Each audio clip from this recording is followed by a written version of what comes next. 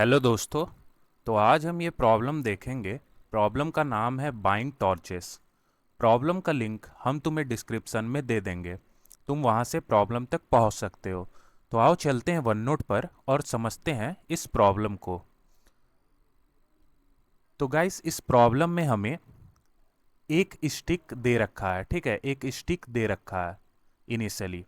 और हमें क्या करना है ना, हमें एटलीस्ट के टॉर्चेस को क्राफ्ट करना है, यानी बनाना है, ठीक है। और हर एक टॉर्च को अगर मुझे बनाना हो तो मुझे एक स्टिक का रिक्वायरमेंट है, ठीक है, एक स्टिक का रिक्वायरमेंट है मुझे। और इसके साथ ही साथ मुझे एक कोल का रिक्वायरमेंट है, ठीक है। तो यानी कि मुझे प्रॉब्लम में एक स्टिक दे रखा है और मुझे क्या करना है, मुझे एटलीस्ट के टॉर्चेस क्राफ्ट करना है। और हर एक टॉर्च को अगर हम क्राफ्ट करें तो उसमें मुझे एक स्टिक और एक कोल का रिक्वायरमेंट है, ठीक है। यहां तक चीजें समझ में आ रही हैं। अब हमें दो तरह का ट्रेड ऑफर दिया गया है, ठीक है। सबसे पहला टाइप का जो ट्रेड ऑफर है वो ये है कि हम एक स्टिक को एक्सचेंज कर सकते हैं विथ एक्स स्टिक्स, ठीक है। और ये जो एक्स है ये मुझे एज एन इनपुट दे रखा है। साथ ही साथ ये जो मुझे के टॉर्चेस बिल्ड करना है ये भी मुझे के भी जो है एज एन इनपुट में दे रखा है, ठीक है। तो मुझे क्या करना है ना, मुझे मेरा जो सबसे पहला जो ट्रेड ऑफर है वो ये है कि हम एक स्टिक को एक्सचेंज कर सकते हैं विथ एक्स स्टिक्स, ठीक है। जो हमारा सेकंड टाइप का जो ट्रेड ऑफर है वो ये है कि हम वाई स्टिक्स को हम एक्सचेंज कर सकते हैं विथ वन कोल, ठीक है। यानी कि हम वाई स्टिक अगर देंगे तो मुझे एक कोल मिलेगा। ये मेरा सेकंड टाइप का ट्रेड है, ठीक है, ट्रेड ऑफर है। तो मुझे क्या बताना है ना, मुझे बताना है कि एटलीस्ट के टॉर्चेस बिल्ड करने में मुझे कितना minimum number of trade offers को यूज करना पड़ेगा। तो जो भी वो minimum number of trade offers होगा उसे मुझे प्रिंट करना है, ठीक है। तो गाइस, मुझे उम्मीद है कि तुम्हें प्रॉब्लम का स्टेटमेंट पूरे अच्छे तरीके से क्लियर हो गया होगा। और इस प्रॉब्लम में गाइस हम एग्जाम्पल नहीं देखेंगे, क्योंकि अगर हम एग्जाम्पल डिस्कस करेंगे तो वो सेम हो जाएगा लॉजिक की तरह, ठीक है। तो हम अपना टाइम वेस्ट नहीं करेंगे, हम डायरेक्टली लॉजिक वाला पार्ट देखेंगे, ठीक है। तो ठीक है, मुझे क्या करना है, मुझे एटलीस्ट के टॉर्चेस बिल्ड करना है। तो एक चीज देखो, अगर मैं एटलीस्ट के टॉर्चेस बिल्ड करना चाहता हूं तो मेरे लिए बेस्ट क्या है कि मैं एग्जैक्टली के टॉर्चेस बिल्ड करने का आंसर निकाल लेता हूं। क्योंकि अगर मैं के से ज्यादा अगर मैं टॉर्चेस को बिल्ड करूंगा तो मेरा क्या होगा, ज्यादा मुझे ट्रेड ऑफर्स को यूज करना पड़ेगा। बट प्रॉब्लम में तो मुझे कह रखा है कि minimum number of trade offers को मुझे यूज करना है।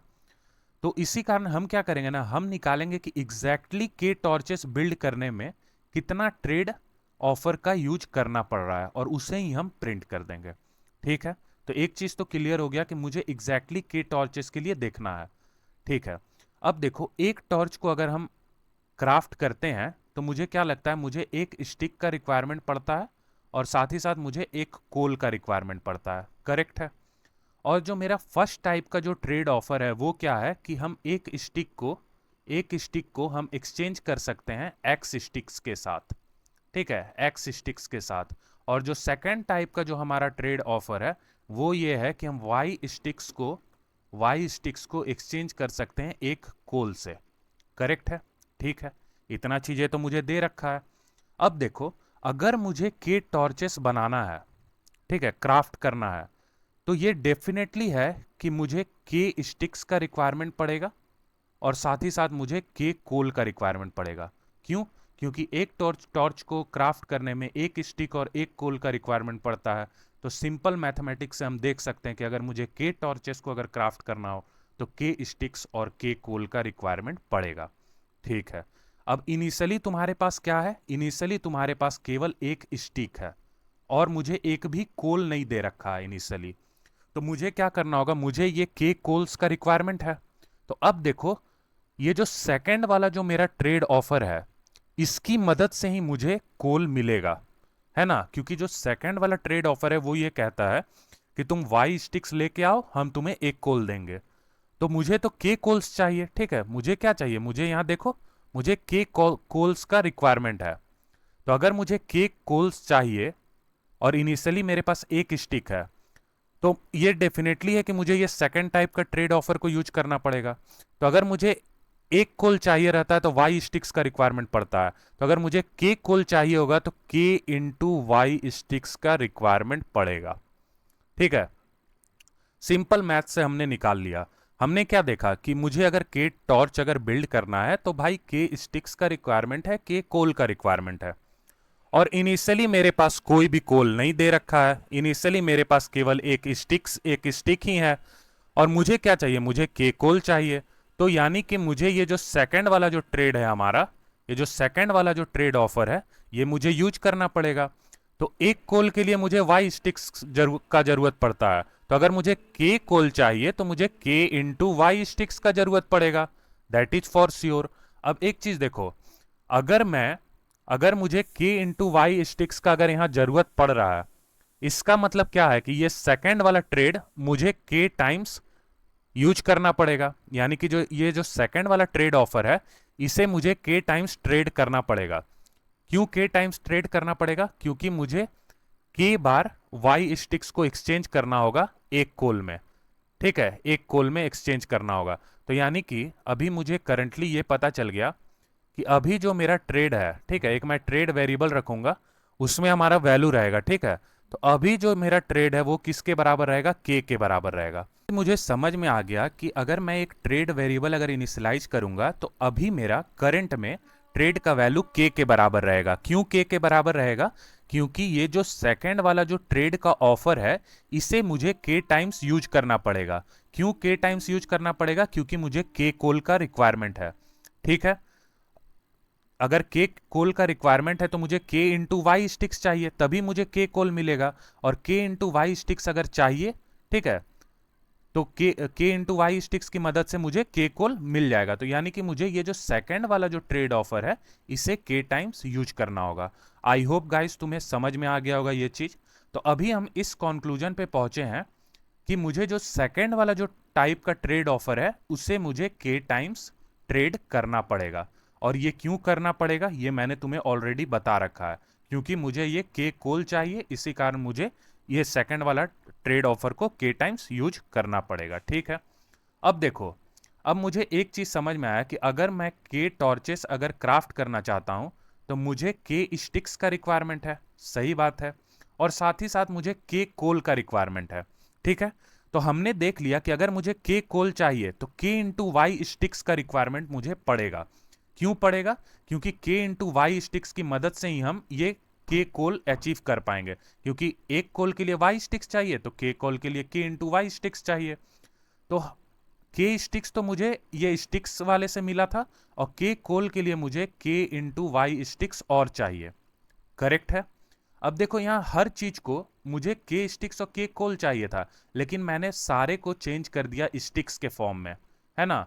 तो अब मुझे पता चल गया कि के plus k into Y sticks मुझे टोटल चाहिए। अगर मुझे इतना स्टिक्स अगर मिल जाएगा तो इसका मतलब यह है कि हम के टॉर्चेस आसानी से क्राफ्ट कर लेंगे। ठीक है, तो हम इस कंक्लूजन तक पहुंच गए कि मुझे के plus k into Y sticks चाहिए। अब देखो, अब तुम्हारे पास तो इनिशियली कितना स्टिक्स है? इनिशियली तुम्हारे पास एक स्टिक है। तो यानी कि अब तुम्हें ये जो फर्स्ट टाइप का जो ट्रेड ऑफर है, इसे यूज करना पड़ेगा। क्यों यूज करना पड़ेगा? क्योंकि यही वाला ट्रेड ऑफर मुझे स्टिक्स देता है एक्सचेंज में। अगर मैं इसे एक स्टिक दूंगा तो ये मुझे एक्स स्टिक्स देगा, है ना। और सेकंड वाला ट्रेड ऑफर को अब मुझे यूज नहीं करना है, क्योंकि यहां मुझे कोल मिलता है। तो इस वाले सेकंड वाले ट्रेड ऑफर को मैंने ऑलरेडी यूज कर रखा है, जिसकी मदद से ट्रेड का वैल्यू अभी के बराबर है। अब मुझे देखना है कि अगर मुझे के वाई प्लस के स्टिक्स अगर चाहिए, तो जो फर्स्ट टाइप का जो ट्रेड ऑफर है, इसे कितनी टाइम्स यूज करना पड़ेगा। एक बार अगर हम वो निकाल लेंगे तो उस वैल्यू को हम इस ट्रेड वेरिएबल में ऐड कर देंगे, और फिर हम ट्रेड को प्रिंट कर देंगे। वही मेरा आंसर रहेगा। तो अब मेरा मेन जो मोटिव है वो ये है कि ये पता करना है कि के plus k into Y sticks के लिए मुझे जो फर्स्ट टाइप का जो ट्रेड है, जो कि ये कहता है कि एक स्टिक को लेके आओ, मैं तुम्हें एक्स स्टिक्स दे दूंगा, तो इस वाले ट्रेड को मुझे कितनी टाइम्स यूज करना पड़ेगा। एक बार अगर हम ये निकाल लेंगे तो हमारा प्रॉब्लम सॉल्व हो जाएगा। ठीक है, यहाँ तक चीज़ें समझ में आ रही हैं। अब देखो, अब हम ट्राई करते हैं इस चीज़ को निकालने का। तो इनिशियली तुम्हारे पास क्या है, इनिशियली तुम्हारे पास एक स्टिक है। ठीक है, अब देखना, तुम्हारे पास एक स्टिक है। अब जब तुम ये एक स्टिक दोगे तो तुम्हें एक्स स्टिक्स मिलेगा। समझना, तुम एक स्टिक्स जब दोगे तो तुम्हें एक्स स्टिक्स मिलेगा। यही है हमारा फर्स्ट टाइप का ट्रेड, ट्रेड ऑफर। ठीक है, तो अगर तुम एक देते हो तो एक्स मिलता है, तो तुम्हें टोटल नया स्टिक्स कितना मिला, एक्स-1। एक्स-1 स्टिक्स तुम्हें न्यू मिलता है। तो अगर तुम एक बार अगर फर्स्ट टाइप के ट्रेड ऑफर को यूज करोगे तो तुम्हें एक्स-1 स्टिक्स मिलेगा। ठीक है, करेक्ट है। और ये सिंपल है, तुम देख भी सकते हो। अगर तुम एक स्टिक्स दे रहे हो तो एक तुम्हारा खर्चा हो रहा है, तब तुम्हें कितना मिल रहा है, एक्स मिल रहा है। तो एक तो तुम दे दिए ना, तो नया कितना मिला, नया जस्ट एक्स-1 स्टिक्स मिला। ठीक है, चीजें समझ में आ रही हैं। तो इनिशियली मेरे पास एक स्टिक था, फिर मैंने क्या किया, मैंने ये जो सेकंड फर्स्ट वाला जो ट्रेड ऑफर है स्टिक एक्सचेंज का, उसे मैंने यूज करना चालू किया। और मैंने देखा कि अगर मैं एक बार अगर फर्स्ट वाले ट्रेड ऑफर को यूज करता हूं तो मुझे एक्स-1 न्यू स्टिक्स मिल जाता है। फिर अगर मैं एक और बार यूज करूंगा तो अगेन एक्स-1 स्टिक्स मुझे न्यू मिलेगा, एंड सो ऑन, ये चलता चला जाएगा। ठीक है, तो मुझे क्या चाहिए, मुझे इन सारे स्टिक्स का सम k plus k into Y के बराबर चाहिए, क्योंकि मुझे इतना ही स्टिक्स का नीड है। तो इसे मैं इक्वेट कर देता हूं k plus k into Y sticks से। ठीक है, अब देखो, अब इस वन को मैं राइट हैंड साइड भेज दूंगा, तो क्या हमारा बचेगा, एक्स-1। ये फर्स्ट टाइम ट्रेड करने में मुझे एक्स-1 स्टिक मिला, सेकेंड टाइम ट्रेड करने में फिर अगेन एक्स-1 न्यू स्टिक्स मिला, एंड सो ऑन, ये चलता चला जाएगा। और k plus k into Y, और ये जो वन था ये राइट हैंड साइड आ जाएगा, -1। ठीक है, देखो हर चीज, हर मैथमेटिक को हम तुम्हें यहाँ दिखाएंगे, किसी भी चीज को तुम्हें रटने का जरूरत नहीं है। और ये जो गाइस हम जो तुम्हें पैटर्न बता रहे हैं सॉल्यूशन तक पहुंचने का, तुम इस पैटर्न को किसी भी प्रॉब्लम में यूज कर सकते हो। ठीक है, ये तुम्हें एक तरीका बता रहा है कि कैसे तुम्हें अप्रोच करना है प्रॉब्लम को। तो ठीक है, मेरा राइट हैंड साइड ये हो गया। अब यहां देखो, यहां जो हर एक x-1 का वैल्यू है ये बता रहा है कि वन टाइम ट्रेड ऑफर को यूज किया है, यानी ये first time, second time and so on. और हमें यही पता करना है कि ये जो फर्स्ट टाइप का ट्रेड ऑफर है ये हम कितनी टाइम्स यूज करेंगे, सच दैट कि मेरा इतना स्टिक्स जो है मुझे मिल जाए। तो हम क्या करेंगे, ये लेट सपोज करो ये n टाइम्स रिपीट हुआ, तो n इंटू x-1 बनेगा, क्योंकि सारा वैल्यू सेम है। तो n into x-1 equal to k plus k into y -1 sticks. Correct है भाई, चीजें समझ में आ रही हैं। तो यही n तो हमारा बता रहा है कि कितना ट्रेड हम फर्स्ट टाइप का यूज करेंगे। तो हमें n का वैल्यू निकाल लेना है। n का वैल्यू क्या होगा, k plus k into y -1 by x-1। ये हमारा हो गया n का वैल्यू। तो देखो, ये मुझे n का वैल्यू पता चल गया। ठीक है, और ये n क्या है, n है मेरा कि फर्स्ट टाइप का ट्रेड हम कितनी टाइम्स यूज करेंगे। और जो ट्रेड जो मेरा वेरिएबल था जो अभी हमने तुम्हें दिखाया था, उसमें इनिशियली क्या था, k था।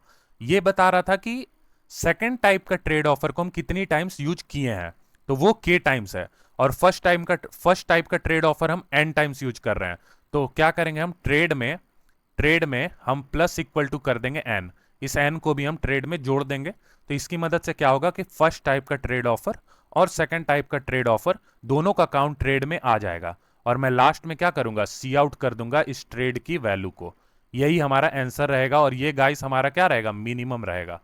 ठीक है, ये जो हमारा वैल्यू रहेगा ये मिनिमम रहेगा। क्यों मिनिमम रहेगा, क्योंकि पहला बात, हमने एग्जैक्टली के टॉर्चेस को देखा बनाने के लिए, और जितना मुझे के टॉर्चेस को बनाने में रिक्वायरमेंट है के स्टिक्स और के कोल का, हम जस्ट उतना ही दे रहे हैं प्रॉब्लम में, कुछ एक्स्ट्रा नहीं दे रहे हैं। तो जो भी मेरा आंसर बनेगा वो मिनिमम बनेगा, दैट इज फॉर श्योर। ठीक है, अब एक चीज तुम्हें यहां देखना है। लेट सपोज करो ये न्यूमरेटर का वैल्यू 8 है और इस डिनोमिनेटर का वैल्यू 3 है, तो 8/3। एन का वैल्यू क्या बना, 8/3। अब देखो यहां पे अगर तुम इसे डेसिमल में अगर सॉल्व करोगे तो ये समथिंग 1 पॉइंट, अगर तुम यहां निकालोगे, सॉरी 1 नहीं आएगा, 3 2 जा 6 और पॉइंट के बाद 20 समथिंग चलेगा, तो 2.6 के करीब ये बनेगा, है ना, देख लेना तुम। तो मेन मोटिव ये है कि जब भी ये डेसिमल बन जाए, ठीक है, जब भी ये वैल्यू डेसिमल बन जाए तो तुम्हें क्या करना है, इसको राउंड करना है नेक्स्ट इंटीजर की तरफ। यानी 2.6 अगर है तो तुम्हें 3n में स्टोर करना है। क्यों 3n में स्टोर करना है? क्योंकि ये जो फ्रैक्शन है ये मुझे बता रहा है कि कहीं ना कहीं इस अमाउंट का स्टिक जो है कम हो रहा है। तो अगर कुछ डेसिमल अमाउंट का अगर स्टिक अगर कम हो रहा है तो हम वो तो नहीं ना प्रोवाइड करेंगे, हम जस्ट इसे क्या करेंगे, हायर नंबर की तरफ राउंड अप कर देंगे। ठीक है। अब देखो अगर ऐसा रहता कि 6/3 रहता तो क्या है, 6 कंप्लीटली डिविजिबल है 3 से, तो इस केस में वैल्यू आएगा 2 और यही वैल्यू मुझे n में देना है। ठीक है। तो देखो हम यहां क्या करेंगे ना, सिंपल सा लॉजिक लिख देंगे। क्या लॉजिक लिखेंगे कि अगर मेरा k plus k into y minus one, यानी कि ये जो न्यूमरेटर है अगर इसको हम डिवाइड करते हैं x माइनस वन से और अगर मेरा रिमाइंडर 0 आता है, इसका मतलब क्या है, ये वाला केस है, ये वाला केस 6 कंप्लीटली डिविजिबल है 3 के, तो इस केस में n का वैल्यू जो ये डिवीजन आएगा वही वैल्यू हमें जस्ट स्टोर कर देना है। करेक्ट है? चीजें समझ में आ रही हैं? अब अगर मान लो ये डिविजिबल नहीं होता, यानी कि एल्स वाला केस, तो एल्स वाले केस में हम n का वैल्यू क्या डालेंगे, k plus k into y minus one by x minus one plus one, ये वैल्यू हम ऐड करेंगे। क्यों हमने प्लस वन किया, क्योंकि ये जो हम C++ में निकालेंगे तो ये अगर हम 8/3 का वैल्यू अगर हम n में स्टोर करेंगे जो कि ये वाला वैल्यू है, तो ये एक्चुअल में ये वैल्यू 2 आएगा C++ में, क्योंकि C++ क्या करता है ना, इसको राउंड डाउन करता है लोएस्ट इंटीजर की तरफ। तो 8/3 2.6 समथिंग आ रहा था, तो ये राउंड डाउन करेगा ना कि अप करेगा, तो 2 की तरफ ये लेके जाएगा। तो ये 2 मुझे मिल गया और फिर हमने ये +1 कर दिया ताकि ये 2 +1 के साथ कन्वर्ट हो जाए 3 में। हमने देखा है कि अगर 8/3 अगर बन रहा है तो इसके लिए मुझे इसे राउंड अप करना होगा ताकि मेरा वैल्यू जो है सारा का सारा स्टिक्स जो है हम फुलफिल कर पाए। ठीक है, ये मेरा करेक्ट ट्रेड आएगा। ठीक है। तो गाइस जस्ट हमें क्या करना है, ये इफ और एल्स कंडीशन की मदद से हमें एन का ही वैल्यू पता चल जाएगा। अब यहां तुम एक और चीज चेक कर सकते हो कि एन हम चाहें तो हम इसे कोड तुम अपने तरीके से कर सकते हो। ये जो हमने लिखा है ये करेक्ट है, ठीक है, बट मैं थोड़े से कोड को और छोटा करूंगा। मैं ये लिखूंगा कि एन के वैल्यू में एन में मैं इनिशियली ही ये वाला वैल्यू स्टोर कर लूंगा, k plus k into y minus one divided by x minus one, ये वैल्यू मैं स्टोर कर लूंगा इनिशियली। अब मैं जस्ट ये चेक करूंगा कि अगर k plus k into y minus one अगर हम डिवाइड करते हैं x माइनस वन से और ये डज नॉट इक्वल टू अगर जीरो है, इसका मतलब ये है कि ये वैल्यू कंप्लीटली डिविजिबल नहीं है x माइनस वन से। तो इस केस में ये जो n का वैल्यू है इसको हम प्लस प्लस कर देंगे। क्यों प्लस प्लस कर रहे हैं, तो देखो ये एल्स वाला केस, एल्स वाला केस को देखो, यहाँ इनिशियली मेरे पास n में ये स्टोर्ड है, लेकिन जब डिविजिबल नहीं होता है तो +1 करना पड़ता है मुझे, तो इसी कारण मैंने यहाँ प्लस प्लस कर दिया। तो ये थोड़ा कोड हमें अच्छा लग रहा है, छोटा हो गया हमारा कोड। ठीक है। तो गाइस यही था हमारा पूरा का पूरा सॉल्यूशन। अब एक बार हमारा n का वैल्यू पता चल गया तो हम ट्रेड में इसे ऐड कर देंगे और हम जस्ट सी आउट कर देंगे ट्रेड की वैल्यू को। गाइस तुम्हें ये चीज यहां समझना है कि ये जब भी ये डिविजिबल नहीं है तो मुझे राउंड अप करना है ऊपर की तरफ। क्यों, क्योंकि देखो ये 2.6 समथिंग आ रहा है, इसका मतलब ये है कि अगर मैं छोटे इंटीजर की तरफ राउंड करूं, 2 की तरफ अगर मैं करूं राउंड डाउन, तो क्या होगा, ये जो डेसिमल वाला पार्ट है 0.67, इतना अमाउंट ऑफ स्टिक कहीं ना कहीं बच गया। ठीक है, ये सुनने में अच्छा नहीं लग रहा है इतना अमाउंट ऑफ स्टिक, बट मेरा ये कहने का मतलब है कि कुछ स्टिक हमारा बच जाएगा, फुलफिल नहीं कर पाएगा। तो मुझे तो ये चाहिए कि k plus k into Y stick total मुझे कवर करने में कितना ट्रेड लग रहा है, तो मुझे यहां पर इसे राउंड अप करना है, तो 2+1 मुझे लेना है। अब मैंने गाइस बहुत टाइम दिया, हर चीज तुम्हें यहाँ समझा दिया है। ठीक है, अगर इन केस अगर अभी भी तुम्हारा अगर कुछ डाउट बच जाता है तो तुम कमेंट कर देना। अब जैसा हमने बताया है एग्जैक्टली उसी तरीके से हम इसे कोड भी कर देंगे। तो आओ चलते हैं VS कोड की तरफ। तो देखो हमने यहाँ टेस्ट केस ऑलरेडी ले रखा है ना, टेस्ट केस हमने ले रखा है। अब हमें क्या करना है, सबसे पहले हम देख लेते हैं इनपुट का फॉर्मेट किस प्रकार है। ठीक है, तो यहाँ इनपुट का फॉर्मेट अगर तुम देखोगे तो सबसे पहले x मुझे लेना है, फिर y लेना है, फिर k लेना है। ठीक है, तो इसी फॉर्मेट में हम लेंगे इनपुट को। तो सबसे पहले मुझे x को डिक्लेयर करना है, फिर y को, फिर k को। ठीक है, तो ये तीनों को हमने डिक्लेयर कर दिया। अब तीनों के तीनों वैल्यू को हम सीन कर लेंगे, x y एंड k। ठीक है, तो ये तीनों ही हमारा सीन हो चुका है। अब हमें क्या करना है, अब हमें एक ट्रेड नाम का वेरिएबल बनाना था। ठीक है, तो ट्रेड में हम इनिशियली k स्टोर करके रखेंगे और अब हमें n की वैल्यू निकालनी है। n का वैल्यू क्या था हमारा, तो सबसे पहले n में हम स्टोर कर लेंगे k into y plus k minus one divided by x minus one. ठीक है, इसकी वैल्यू को हम ऑलरेडी पहले ही स्टोर कर लेंगे। ठीक है, अब हमें चेक करना है कि अगर ये डिविजिबल नहीं होता है न्यूमरेटर डिनोमिनेटर से, तो उस केस में मुझे n को इंक्रीमेंट करना है। करेक्ट? ठीक है, तो देख लेते हैं ये भी। k इंटू वाई प्लस के माइनस वन, अगर तुम डिविजिबल अगर नहीं हो x माइनस वन से, यानी कि मॉडुलो का value does not equal to zero होगा। अगर ये केस है तो मुझे जस्ट क्या करना है, n को वन टाइम्स इंक्रीमेंट करना है। तो n प्लस प्लस हमने कर दिया। अब लास्ट में मुझे ट्रेड में n को ऐड कर देना है। ठीक है, तो फर्स्ट टाइप का जो ट्रेड ऑफर था और जो सेकंड टाइप का ट्रेड ऑफर था, दोनों का काउंट मुझे मिल जाएगा। अब मुझे क्या करना है, मुझे सी आउट कर देना है इस ट्रेड की वैल्यू को। ठीक है, तो ये हमने ट्रेड को सी आउट कर दिया। अब एक बार रन करते हैं हम इसे, देखते हैं चीजें सही हैं कि नहीं।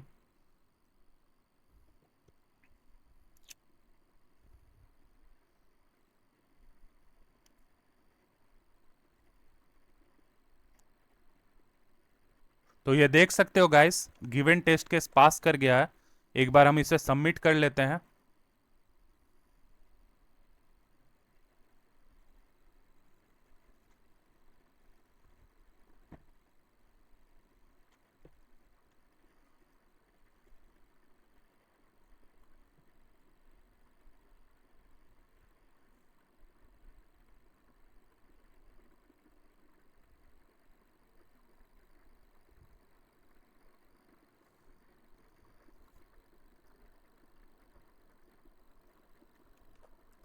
तो ये यहाँ हमने कोड को पेस्ट किया है। अब हम सबमिट में क्लिक कर रहे हैं।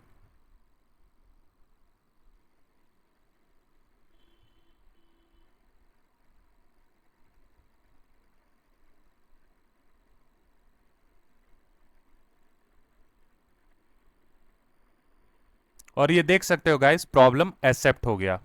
ठीक है, बाइंग टॉर्चेस प्रॉब्लम एक्सेप्टेड। तो गाइस मुझे उम्मीद है कि तुम्हें सॉल्यूशन समझ में आया होगा। और इन केस अगर तुम्हारा कुछ भी डाउट रह गया तो तुम डेफिनेटली कमेंट करो, अपने डाउट को क्लियर करो। और अगर वीडियो अच्छा लगे तो चैनल को सब्सक्राइब करो। So thank you guys.